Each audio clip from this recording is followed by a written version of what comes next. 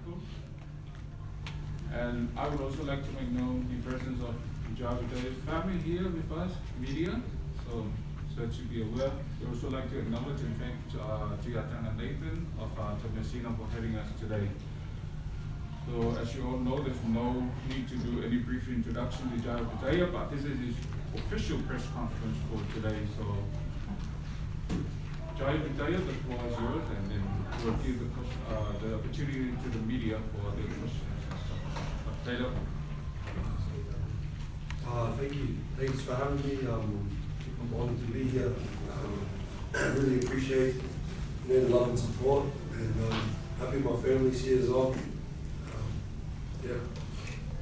Yeah, I'd like to also back that up. So we appreciate the support that we have ongoing from the Samoan people. It means a lot to us, and thank you for the support of beautiful Samoa. Without you guys, this wouldn't be possible. But thank you for coming out and supporting. Look, we've been coming to Samoa for quite a while now. It's probably been 7 years. We've been coming back and forth. Obviously, we haven't been out here for the last couple of years because of obviously the pandemic. Jai has wanted to come out during that time. Obviously, it was a battle, but Jai's always carried the support of the Samoan people in his heart through his whole last, professional years of boxing. So yeah, we thank everyone for that. Opetaia, as we all know, Opetaia is the best cruiserweight in the world as we speak right here, right now. Jai, 2 months ago, fought a well-established cruiserweight that has been the champion for the last 4 or 5 years. He's defended his title numerous times. Jai was the underdog. We all knew that Jai had the ability to go on and win this fight. It just comes down to determination and the character of Jai. But Jai was the underdog, and as we all know, Jai had a few setbacks leading up to the fight. It was 2 weeks out from his fight, and Jai actually broke 2 of his ribs in sparring. It was one of his last sparring sessions, so we actually thought that the fight may not go ahead. So we spoke to the IBF. We got them to put it back an extra 2 months. So 10 weeks out from Jai's world title fight, he had an operation on 2 of his ribs, where he tore his rib cartilage as well. And a lot of people said that Jai wouldn't make the fight still, but he did. And so with all the setbacks, Jai did make the fight. And as we know, during that fight, Jai sustained quite a substantial injury to his jaw. So in the 3rd round, he broke one side of his jaw, and in about the 9th or 10th round, he completely snapped the other side. He still went on to fight the whole 12 rounds against one of the baddest cruiserweights in the last 10 years, and to win by majority decision. So I think if Jai didn't break his jaw, he would have stopped him, and which no one has ever stopped this guy before. The only other time that this guy's been beaten, Breeders, was by Alexander Usyk. That's now got the unification of the heavyweight world titles. So to put things into perspective is that what Jai's done over the last couple of years, it's outstanding. But no, once again, we appreciate the support of the Samoan people, and we also love the support of beautiful Samoa. And if anyone has any questions, please go ahead and ask. I'll start off with Jai. How does it feel to be back in Samoa, especially for this year's 60th anniversary? It's a good feeling, man. It's it's pretty overwhelming. The sort of support I've been getting while I've been here in Samoa. It's like this morning we went to a school, and just the energy the school had and how excited they all got. It was it's a crazy feeling, So I'm honoured. What do you think of the welcoming at Lava Hotel on your arrival? It's stuff like that as well, It's just insane that they make such a big deal, when I arrive, because I'm just, the kid from the Central Coast, trying my best, and to get that sort of respect and recognition, it's it's insane. Have you met with the leaders of the government, the Prime Minister and the Cabinet? Yeah, we at the Love Hotel concert, we got to meet the Prime Minister, and we took some photos, and yeah, it was a good night. How's your road to recovery after that fight? Yeah, it's been a bit of a roller coaster. The jaw's it's still healing. I'm still not eating like solid foods and stuff, so it's not fully recovered yet, but it's getting there. It's a process, and we just gotta sort of be patient and don't rush these type of things. Just to let you know about his jaw as well, like it was substantial, and even up to this day, Jai still hasn't eaten solid foods, so it has been quite difficult. It's been a slow recovery, but hopefully by March next year he'll have his next fight. How's preparation for that? Are you back in training or are you taking time to? Well, I'm really enjoying my time here in Samoa. It's relaxing, and but when we go back home next Tuesday, we're back into training and stuff like that. But I'm doing what I can. I'm pretty limited to the sort of exercise I can do, because I don't want to slow the healing process down at all. So yeah. Someone from Radio Samoa. Well, yeah, Joe, welcome to Taumeasina Island Resort. Can you tell us your villages here in Samoa? Opetaia and Lanamanu. So which one have you visited so far? We're actually going to have a big family dinner tonight, so I'm looking forward to it, man. I'm not the most, I'm born and raised in Australia, so it's I'm still very learning my Samoan culture, and it's very important to me, so every time I come, I get more in touch, and it's very educating every time I come as well. So tonight's going to be an awesome night, and I'm really looking forward to I've got Samoan blood runs through my veins, and I really want to feel more at home every time I come here. So now, when you first broke your jaw, you mentioned before that you still wanted to carry on, and then the second side went. What made you wanted to carry on? People don't see the sort of work you got to do to get to that fight. The roller coaster that you got to sort of go through. The preparation. You dedicate your life to these things, and a broken jaw is an injury. It can be fixed, but losing a fight, you remember that forever. You know what I mean? And so the show had to go on, and winning the fight was more important. So, how important was your family going into this fight? Family's everything, man. Family's the reason why you do everything you do. It's a big motivation to me, and being the provider, and taking home the sort of giving my family a better life is something that motivates me every day. I see there's a ring on your finger. Can you tell us about it? Yeah, I'm engaged. My fiance's at home. I'm engaged. Yeah.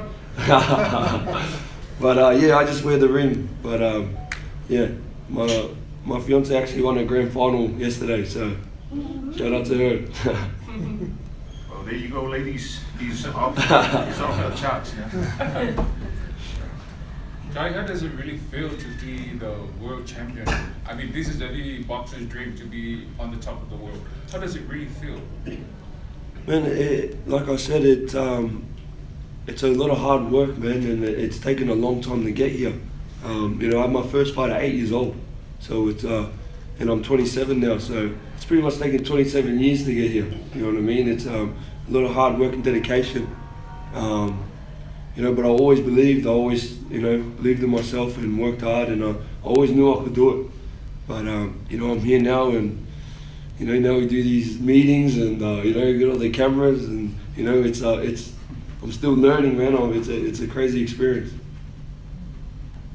A lot of people do ask me, when did I first realise that Jai Opetaia would be a world champion. And I always say to him, like, I've known Jai since Jai was about 5 years old, and from the first day I met Jai and his dad, I knew this kid was different. And all through his junior career and his amateur career, Jai Opetaia always had that X factor. For everyone that does not know, Jai Opetaia at the age of 16 was picked to represent Australia at the London Olympics in the 2012. He turned 17 the week they went into camp, so that record will never be broken. So I think he was the youngest in the world that's ever represented their country. So you actually had to be 17 to go into the competition. So he was lucky he was 17 the week before. Otherwise, he was too young to qualify. But Jai's always had that X factor, as I say. And even when he started pro, it was very difficult to find opponents for Jai, and we've had that problem the whole way through. And if you look at the quality of opponents that Jai's had leading up to the world title, it's probably domestic Australian level, and that's why a lot of the experts sort of wrote Jai off, because he's never been tested at a higher level. But Jai, just through grit, determination, and preparation, he made that other guy look second rate. And Jai didn't only win the IBF World Cruiserweight title, which is one of the prestigious sanctioning titles in the world. Jai actually won the Ring magazine, this belt over to my left.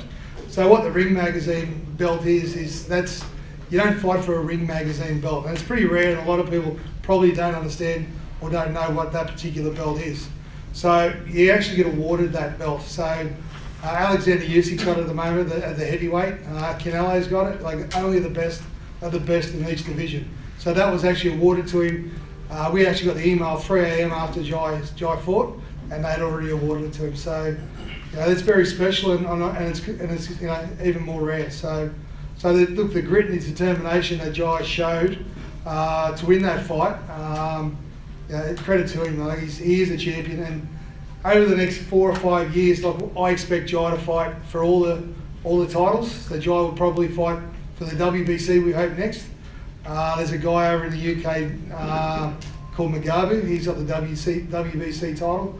Jai really wants him next. I think Jai stops him pretty early.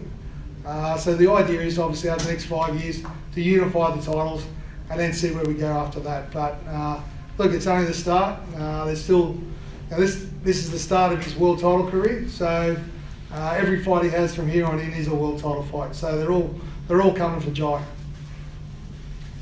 You mentioned that he represented Australia when he was 16, 17, and he became a very fierce boxer.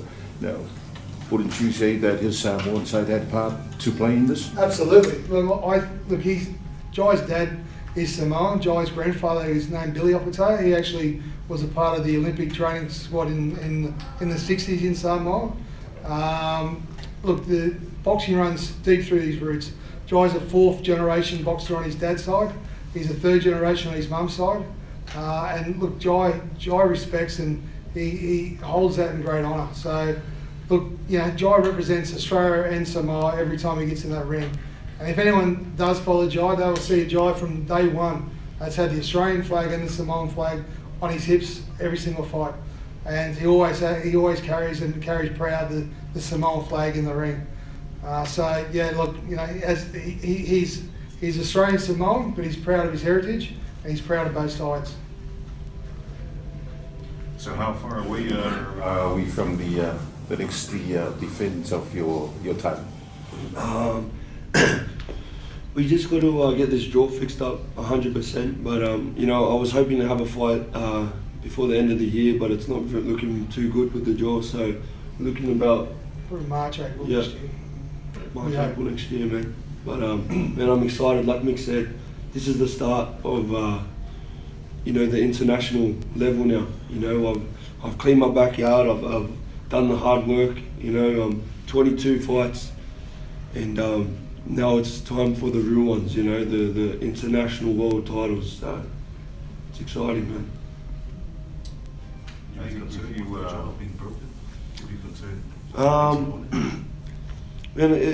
The doctor said that where the breaks were, when the bone starts to heal, it'll actually be stronger. So you know, and I've had a few surgeries, so it's not my first time sort of coming back off an injury. So, you know, we just got to take our time, but I think I'll make a 100% recovery, and you know, I just can't wait to get back in the ring, man, because I've got a lot of unfinished business, eh? And are you going to have some taros while you're in Samoa? It's going to be soft, because I can't chew yet, but I'm enjoying the seafood, eh? I've been eating fish every day, so it's been awesome.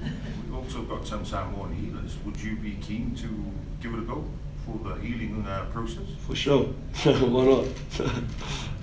Are there any Samoan boxers that you look up to at the start of your career?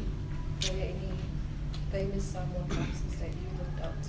Of course, like there's obviously David Tua. You know, growing up, David Tua was the man. You know, and you know, I've met David Tua a few times, and it was full starstruck. The first time I met him, you know, and even just, you know, I had my first professional debut on a Joseph Parker undercard. I fought in New Zealand in Chicago, and yeah, man, like he sort of paved the way for us boys, and you know, he set the pace, and you know, now we're sort of trying to do better and better, and you know, we've always sort of, you know, like Samoans, you see someone doing well, you really sort of take pride in it. So one thing that we are passionate about too, and it's close to Jai's heart, is we'd like to try and build the boxing back up in Samoa, and make it a great sport in Samoa as it was many years ago. So we are looking at doing some grassroots stuff, and really getting behind the schools and the amateurs. So hopefully over the next few years we'll have those pathways for these young kids to come through and obviously represent a Samoa at some stage. I see you've got a traditional Samoan tattoo. Would you consider having the traditional tattoo Samoan in the future? man, I feel like you know, it would be an honor to sort of wear it, but I feel like I got to really get more in touch with my culture. You know what I mean? And you know, you got to deserve that sort of stuff. You got to earn it, and I don't think I've earned it yet, to be honest. Speaking of the tattoo, would you consider taking a Thai title since you're here? See, this is a conversation I need to have with my grandparents. You know, they're the people that I sort of really look up to, and you know, this sort of stuff won't happen without their, you know, okay. So it's out of my hands. If they tell me it's all good, then you know, I'll do it. I see you were amongst the Boxing Federation on Saturday. How did it feel to see all the kids, especially the young boxers who you had inspired for the future to become just like you? Yeah, no, it was awesome, mate. You know, like I said, they've been so welcoming, man, and like Mick said as well, we're really looking to do pathways for these kids. You know, give them better opportunities. I'm at a point where, you know, I'm able to give back now, and and I feel like it's the best feeling. You know, being like doing well and then being able to help these kids follow their dreams as well. It's amazing, man, and you know, we're really going to look into, you know, starting sort of scholarships, or, you know, ways we can sort of help them and sort of bring them, you know, fights over here and training camps and stuff like that, because there's a lot of potential here. You know, these kids, they have tremendous natural skill, you know what I mean? It comes natural to them, you know, and they just need that pathway or that guidance, and they can go all the way, you know.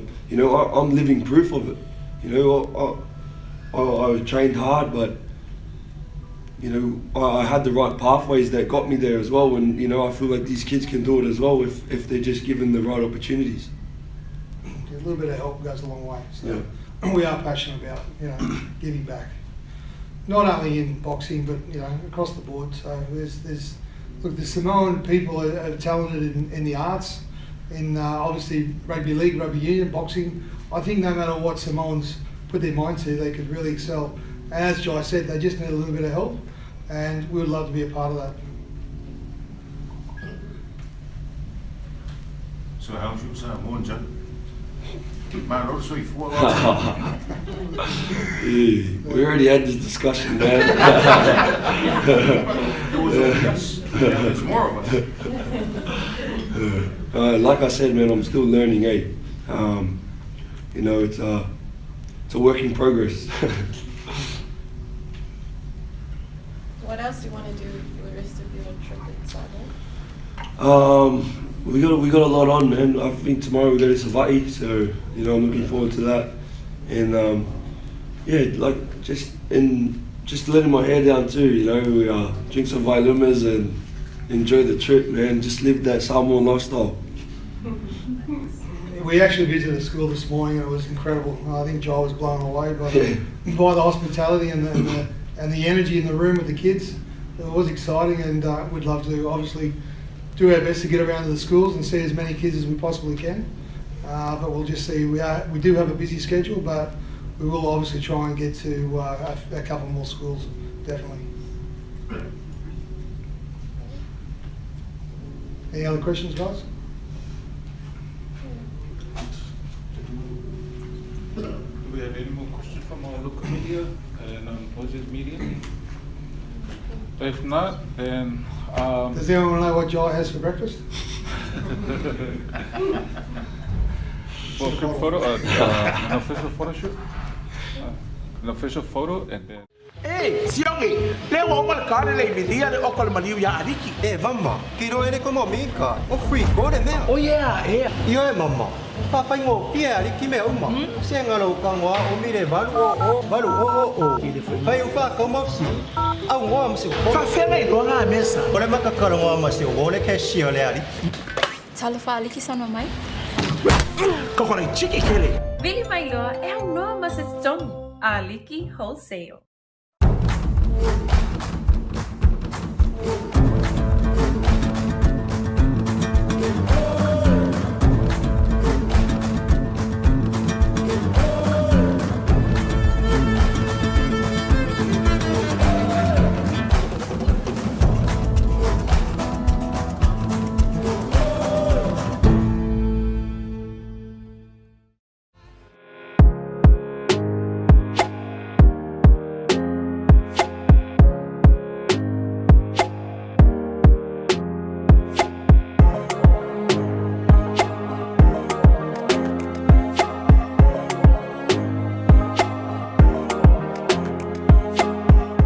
E sila fia whai na tala lau te ngā te pēr no malau tau fia mai le ofisa. Mo saufa patu ngā te pere utos I meli mai le info@utos.ws. Mo sau pepa ristala. Polo asiasi fofo ina mātou penga te whailangi o le www.utos.ws e download ai le online form. A mai o na whaatumu o na meli mai le ina mātou ofisa. Whaatasi ai mau ID selua. Malau se le ni itala I lau te ngā tupe. E mawhai fo ina po e se ata ai la fo mai in matou meli. Pa fe fe siaki le pare. O mawhai nei ona siaki lau pale ni le tato Utos mobile app. Mo I lātou wa ia lātou whaapatunga tupe lo te whawhainga luenga. O mawhai fo ina whao ngā au nanga le mtala Vodafone. Pro le Click X e whaata wai au unite mai lo maota I nei Samoa. O atunu e mamau. Utos, smart investments for a better future.